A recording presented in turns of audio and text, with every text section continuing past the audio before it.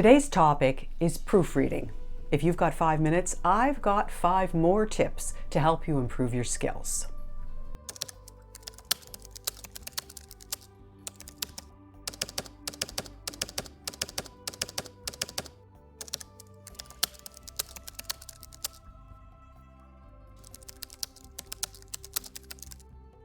Now, whenever I finish a project, a writing project, and I write the end at the end of something, my mind immediately turns to thoughts of editing.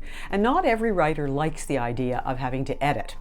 But there are several steps in the editing process, and proofreading is only one of them. And every time that I do proofreading of my own material, I find that I learn new things. And so I know I've talked about this topic before, but I'd like to share with you some new tips that might help you understand and use the proofreading process. Before I get to those tips, let's spend a couple of minutes talking about why proofreading is important. The main goal of proofreading is to improve the final writing product. And it doesn't matter whether the final reader of this particular version of your product is an editor, an agent, or even a beta reader. Each of them is going to get a final product for them. It will not be the final product for you until it's going directly to your readers, but it is the final product for them, and every manuscript needs to be proofed before anyone else reads it. Now let's just clarify what proofreading is.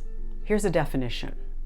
Proofreading, the final step in the editing process, is a line-by-line edit that seeks out and corrects final errors of spelling, punctuation, syntax, typos, grammar, and anything else. And so here are my 5 tips. Tip number 1, figure out which medium allows you to find the most mistakes.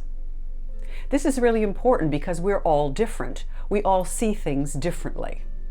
You may think that looking at your on-screen document double-spaced the way you've been writing it is your best way of finding mistakes, but I'm going to suggest to you that it probably isn't. If you've been writing that way, it's probably not your best way of proofing. My suggestion is that you turn that Word document, or whatever word processing program you're using, into a PDF, send it to your tablet, sit down with a cup of coffee, and read. Read it in that medium. Or, alternatively, print it out. Print out a hard copy, sit down with a cup of coffee, and edit the hard copy.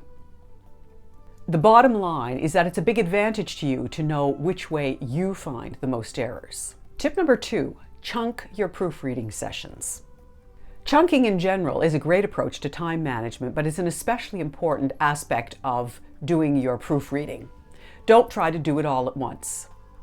Divide it into manageable chunks and set yourself a schedule. A schedule for how much proofing you'll do at any given time, and set that schedule up so you do some every day and you'll eventually get it finished. If you take this approach, you're less likely to get tired because a tired proofreader misses a lot of things. Tip number 3 is learn to edit hard copy. I think this is really important for people like me who write all the time on a computer. Yes, we make notes in longhand, for example, in a notebook, but we do our writing on a computer, and we look at a computer screen. For me, I print out the first draft of every piece of work that I'm doing as I go along. Sometimes these days I actually also print out a second draft, and then you can see your work in a different way. I highly recommend it. My bonus tip here is also that you read the hard copy aloud. Of course, your roommates and the people you live with, your family, might not appreciate it, but find a quiet place and read it out loud.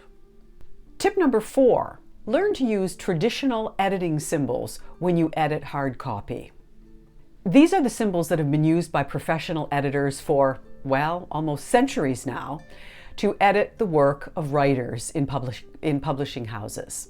They're also used by journalists and magazine editors. They're the kind of thing that kind of connect you with the history.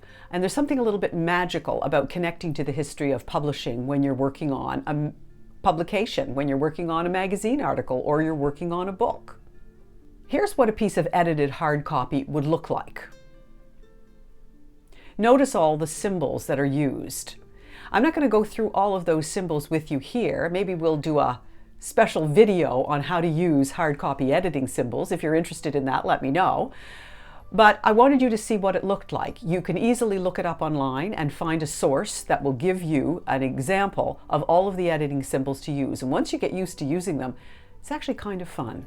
The other bonus is that every time you scratch something on a hard copy, you'll know exactly what you meant. Sometimes when you go back later, it's difficult to know what that little extra symbol meant, but if you're using them consistently, you will always know what you meant when you read it in the first place. Tip number 5. Always proofread your manuscript one more time, even after you think it's finished. It is inevitable that you're going to find one more error. It's particularly upsetting for someone who self-publishes a book to publish that book and then start to read it, as everyone will do, and find in the first 3 or 4 pages a copy editing error that you missed. So copy edit, proofread your manuscript one more time. And my best advice from that perspective also is to not do it yourself. Well, that's it for me for today. I think I have a manuscript that needs some proofing. Talk to you soon. Subscribe to Write, Fix, Repeat, and maybe I can help you improve your writing knowledge and skills, 5 tips at a time.